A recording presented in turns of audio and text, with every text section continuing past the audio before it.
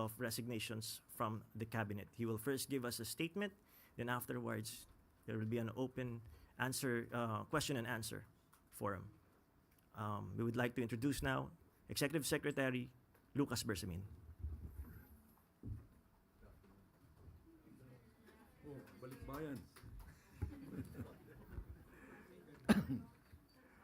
Good afternoon, Malacanang Press Corps.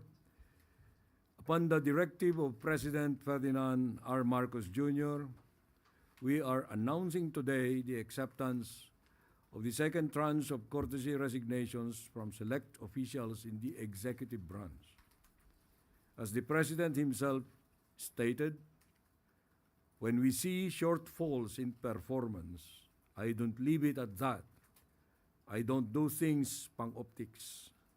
If there is a problem, I like to fix it. This process is part of a rigorous and ongoing evaluation of government performance, not only at the cabinet level, but across the entire bureaucracy. The President has been clear from the beginning. We are not just looking at the top levels. We are going deeper into the agencies, into the systems, and into the quality of public service being delivered on the ground. The people expect results, and the President has no patience for underperformance. In line with this, the President has also instructed the heads of government-owned and controlled corporations to submit their courtesy resignations. He has further indicated that senior officials will likewise be included in the continuing review. Each resignation accepted is based on a careful assessment of whether the standards set by the President for efficiency and leadership have been met. Some have delivered, others have not. The following officials have been informed that their resignations have been accepted. The first one, Solicitor General Bernardo I. Guevara. He is to be replaced by UP Law Dean Darlene Berberabe. Dean Berberabe will enter the service as the new Solicitor General. She took her oath this morning before the President on the strength of her broad experience as an academic and legal professional. She graduated summa cum laude in philosophy in the University of the Philippines and was the class salutatorian in 1999 of the UP College of Law. While she was a student, she already worked at the Kizumbing Torres Law Firm. She later joined Procter & Gamble as General Counsel. In 2010, she assumed as the Chief Executive Officer of the Pag-ibig Fund, and there she became known for her transformational leadership, good governance, integrity, and excellence.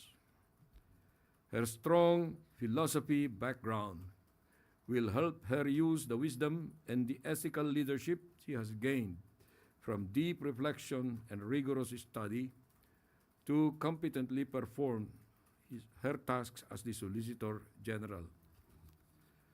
The second whose resignation is accepted is the resignation of CHED Chair J. Prospero E. De Vera III. She will be replaced by CHED Commissioner Shirley Agrupis. We are grateful for the service. No, there is another one that I will have to announce. The PNP Chief. Oh, bakit?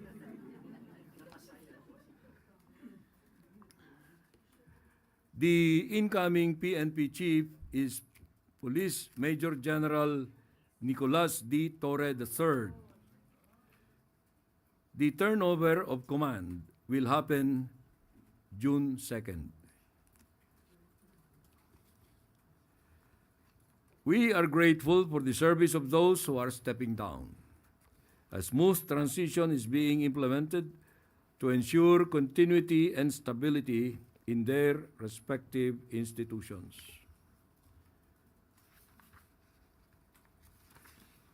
This is not a purge, let me remind you of that.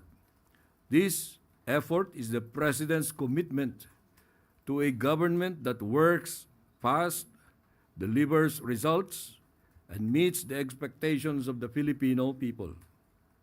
As the President has said, he will not hesitate to make the necessary changes to keep the government moving forward. Thank you. I will now take your questions. Yosores, Radio 630. Good afternoon. Hello. Good afternoon po, ES. Ano po kaya yung naging rason ni President Marcos Jr. doon po sa pagtanggap niya ng courtesy resignation ni Solgen Guevara? Well, si Solgen Guevara has been there since the beginning, no? And maybe it is time for him to go to another venture. And so the President accepted his resignation to allow for fresh blood to come in. One follow-up lang po. If I may point, sir, last March, Solgen Guevara recused himself to represent the Philippine government na mag-represent po doon sa cases filed at the Supreme Court ng children ni former President Duterte in relation po sa pag-arrest sa kanya ng ICC. Naka-apekto po ba yun as factor kung bakit tinanggap po ng Pangulo yung resignation? Oh, I don't think that was a factor at all, because if you recall, there was a strong clamor for the termination or removal of Solicitor Guevara at the time. The public perception that gave rise to this clamor must have been about his taking the opposite side of the issue.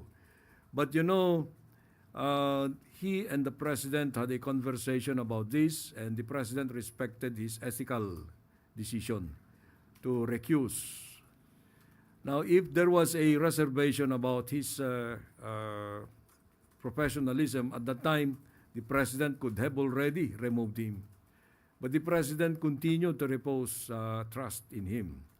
So up to the decision to accept his resignation, Solicitor General Guevara was still there.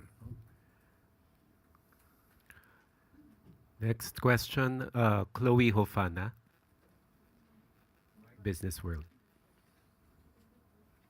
Good afternoon, ES. Good afternoon. How many GOCC heads submitted their resignations already, and ilan pong total na hinihintay natin?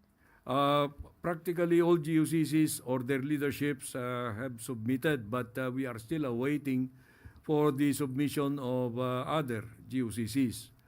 The GCG actually is on top of this situation. It has issued a memorandum, and although that memorandum said that the GOCC resignation should come through us, we will make it clear to the GCG that only the heads of the agencies, the resignation of the heads of agencies should be reviewed by us, and the GOCCs are anyway under an annual term basis.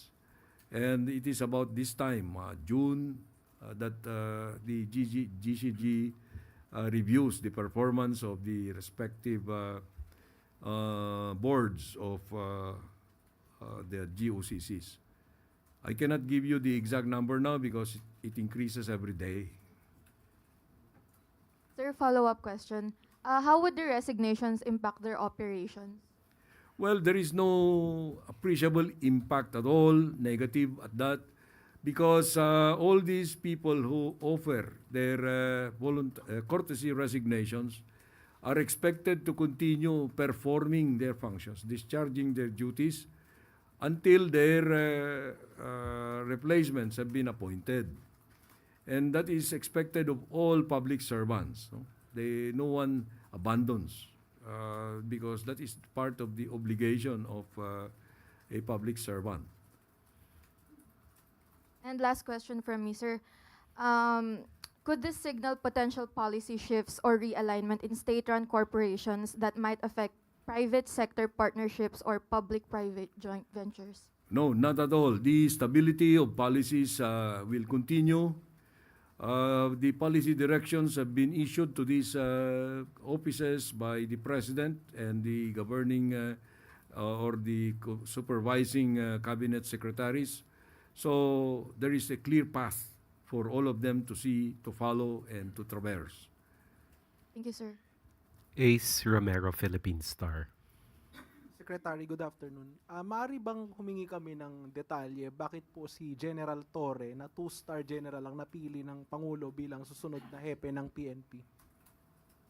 Wala akong may bigay na detalye dyan. Ano?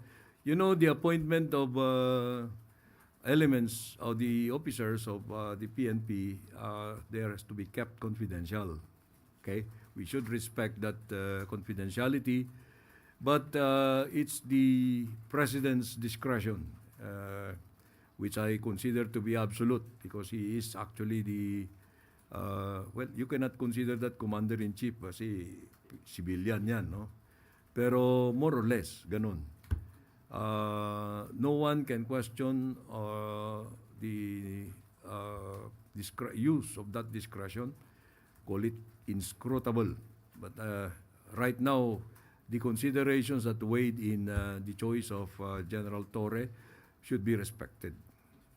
Kasi he oversaw many high-profile operations, including yung kay Pastor Kibuloy and then recently yung kay yung pag-aresto kay former President Duterte. May kinalaman po kaya yung naging handling niya ng mga ganong operations sa naging choice ng Pangulo? Hindi ko masasabi yan dahil alam mo si Presidente always demands performance. Kahit na ano yung pinagawa sa'yo, you must have, you must exhibit some level, high degree level of performance. So maybe that is one. I'm not going to discount that. But there may be other qualities of General Torre that he might have considered in comparison to the qualities of those others who were not given this responsibility. Salamat po. Eden Santos, Net 25. Good afternoon po, ES. Yung pong pagkaka-appoint ni General Torre, inaasahan po ba na magkakaroon ng mga demoralization or sa hanay po ng PNP yung pagkaka-appoint po sa kanya ng Bakit Pangulo? naman? Dahil kung titingnan po yung mga background po ng iba pang contender, hindi po kaya magdulot ito ng problema sa hanay? Palagay ko naman hindi. Dahil professional yung mga hanay ng kapulisan. No? They're all very great professionals. They're very decorated individuals. So they just follow what the Commander-in-Chief or what the President desires.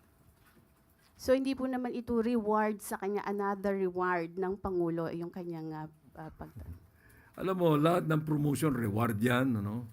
But most promotions are given on merit. So let us assume that this was given on merit because, you know, it was not an easy decision on the part of the President. He considered, to my recollection, 5 names. No? And you must probably have an idea of who those 5 were. But as of this time, the decision was already made and it favored Police Major General Torre. By the time he accepts this appointment, he will have the 4 stars. That is the regulatory rank, the stars. Thank you po. Ira Panganiban, DZRJ. Yes, General Torre will be serving 1 year and 9 months, if my calculations are correct. That means he will be one of the longest chief of the Philippine National Police to serve. Does this mean there are going to be more of activities that he has been doing in the past that we can expect in the future, like what happened to the KOJC, the Duterte incident, and all other incidents that General Torre has been involved in? Well, let him show to us. I do not understand too well the question. No? Performance is always depending on the situation. In these kinds of operations of the police, he was given an assignment, yung KOJ, ang sinasabi mo. He went at it like it was an ordinary thing, very professional. So we should praise him for that. There may be other situations like arresting a kidnapper. That's another kind of operation. So let us not judge a person on the basis of one that he had done very excellently. Baka yung next na kanya, palpak siya. Ibig sabihin nun, it's not going to be easy for us to predict. Follow up lang. So, serving for a year and 9 months, the longest I remember of a chief PNP serving very long is something like 6, 7 months, 8 months at most. A year and 9 months. Does this mean better stability for the Philippine National Police, considering that you are going to have a chief that is going to serve for quite some time now, na matutuloy-tuloy yung mga proyekto nila? You know, look at it this way. No? All PNP chiefs serve at the pleasure of the president, whether they have a term or not. If the president wants to terminate them, he could do that. But let us just expect that General Torre will be there until the end. That's all I can say. Will be there performing his best until the end. Everybody of us would like to do that ourselves. Thank you, sir. Ivan Mayrina, GMA Integrated News. Yes, good afternoon. May we know the reason why the President accepted the resignation of CHED Chair Popoy de Vera? Well, as far as I know, no? Because the thinking of the President is his own thinking. As far as I know, although this is not the official reason, you know, si CHED Chair de Vera has been there for 2 terms na. Second term niya na ito. Maybe the President wanted to give a fresh start to the CHED. Or maybe there were other reasons. Hindi natin madi-discount that may factor dyan yung mga intramurals dun sa CHED. I do not know. I cannot particularize because I am just generally aware of those particulars. A collegial body like the CHED always comes under such pressure from within. No? But I'm not going to say that that was the reason. I'm just guessing that that played a lot in the replacement. Acceptance of the resignation. Any more questions for the Executive Secretary? Christian Yusores. Sir, one last na lang po. Balikan ko lang po yung sa Solicitor General. Meron po bang initial na marching orders or instructions si President kay Attorney Berberabe as the new Solgen? Well, the best thing that I could say about this is she took her oath this morning already, and that is a very strong indication of confidence on the part of the President. I am not privy if the President and the new Solicitor General had any lengthy conversation on any marching orders. But it is expected that the new Solicitor General, being a brilliant and intellectual person, must have understood her clear task of defending the interests of the Philippine government. The Solicitor General is the statutory counsel of the Philippine government. And she must now stand equal to that job, to that responsibility. I expect no less from her, as the President certainly does. So we look forward to working with her. Vance Fernandez, Police Files.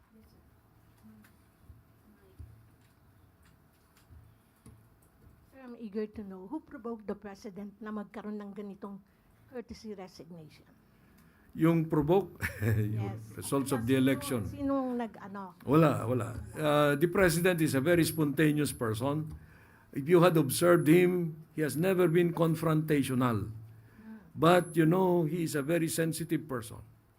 Like all of us. So, when we are given a message from others, we react. Now, I think the president should be given that human side of the...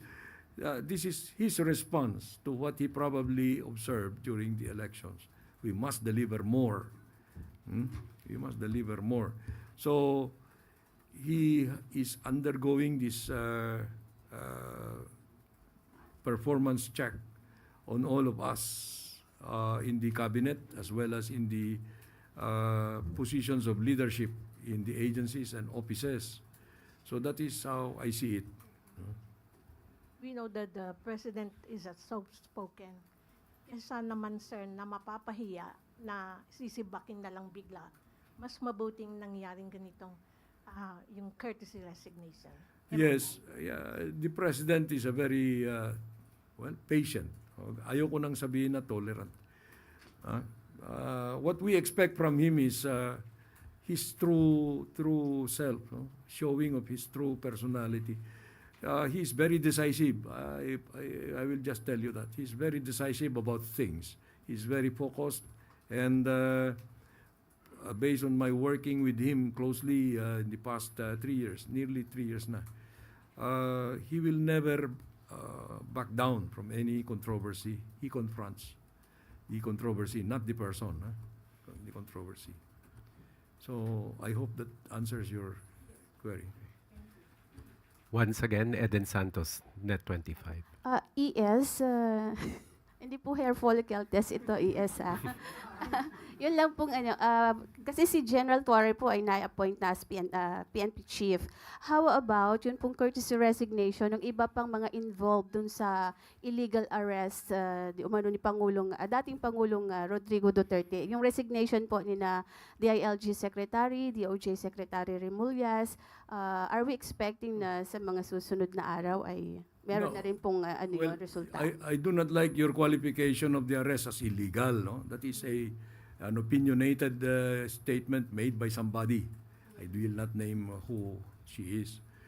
But from our point of view, the arrest was perfectly legal according to according to international law. We have debated that in the public domain for a long time. But no one can tell me now that that was an illegal operation, procedure, or you know, when these representatives of the executive were invited to the Senate investigation called by the Committee on Foreign Affairs, I immediately transmitted a letter telling the Senate President and the Chairman of that committee that we are going to claim executive privilege for all the parts that are covered by executive privilege. They respected it, and if they concluded from there that the arrest was illegal, I cannot help them at all. That was the Question last po. question. Yeah, but Thank the you very question much. po is yung assessment po yung sa performance nila ng Pangulo, kailan po natin na inaasahang babanggitin kung tinanggap ba ng Pangulo yung resignation po nila or hindi? Sino sila? Si Secretary Boying Remullaz and Secretary Declined yung resignation niyan. Sino pa? si Secretary John Vic Remullaz. Declined din. How about the Secretary Anyo? I do not know yet because that is a personal thing for the president, you know, security advisor yan. And I actually, that resignation letter was not coursed through me because it's a personal response. Well, they have a personal thing dyan. Kung ayaw ni presidente tanggapin, it's up to him. How about Secretary Gubuchodoro po? Hindi rin. Gusto mo bang lamunin tayo? No? So yung po tatlo, dinicline na po ng Pangulo? Yeah, definitely. Declined na yan. Thank you very po. much. Thank you very much, Executive Secretary Lucas Bersamin, Honorable Undersecretaries. Thank you very much. We now turn over the floor to Secretary J.C. Ruiz.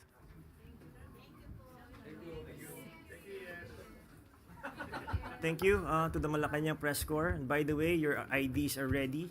We will now distribute your IDs. But of course, the accreditation will still continue. Ayusin na lang natin yung, we'll talk about it. Mike? Sorry? Ano yun? Yes. Yes, yes. Oh, yeah. No, not. No. We will give information as soon as we get it also.